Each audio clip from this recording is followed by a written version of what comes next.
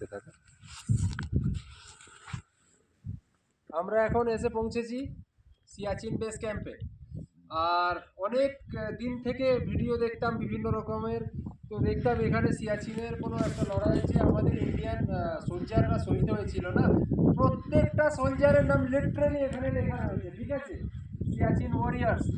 তোমরা দেখতে পাচ্ছ এখানটা সিরিয়াসলি এটা একটা প্রাউড মুভমেন্ট প্রত্যেকটা ভারতীয়র জন্য। আর অ্যাজ এ ইন্ডিয়ান আমারও সত্যি খুব প্রাউড ফিল হচ্ছে এই জায়গাটায় এসে।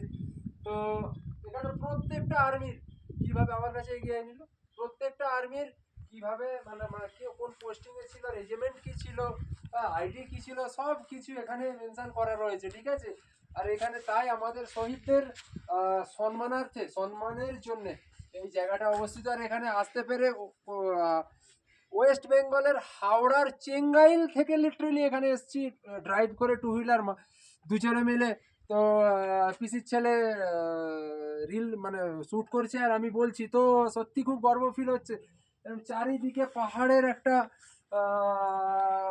মিডিলে অবস্থিত এই সিয়াচেন বেস ক্যাম্প। এটা হচ্ছে পৃথিবীর সব থেকে উপরে অবস্থিত বেস ক্যাম্প। তো এখানে নাম্বারটা দেখা, শহীদের নাম্বারটা লাস্টে কতজন শহীদ হয়েছিল, নাম্বার লাস্টে 947। ওটা কোথায়? হাই 865, 947। 947 দেখতে পাচ্ছ তোমরা?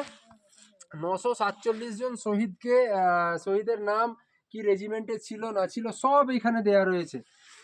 তো এখান থেকে এটা এই জায়গায় এসে পৌঁছানো টু হুইলার নিয়ে, এটা আমার কাছে স্বপ্ন ছিল। আর এখানে লিখেই দিয়েছে Siachen place of roses war Memorial.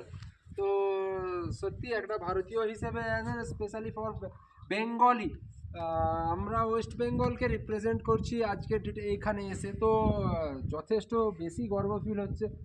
আর চারিদিকের পরিবেশটা দেখাই যাচ্ছে, ওখানে গাড়ি রেখে আমরা এসেছি। তো চল নিলে এবার স্টপ কর। তো খুব সুন্দর অভিজ্ঞতা হলো। স্টপ তো নিলে একবার দাঁড়া এখানটায়,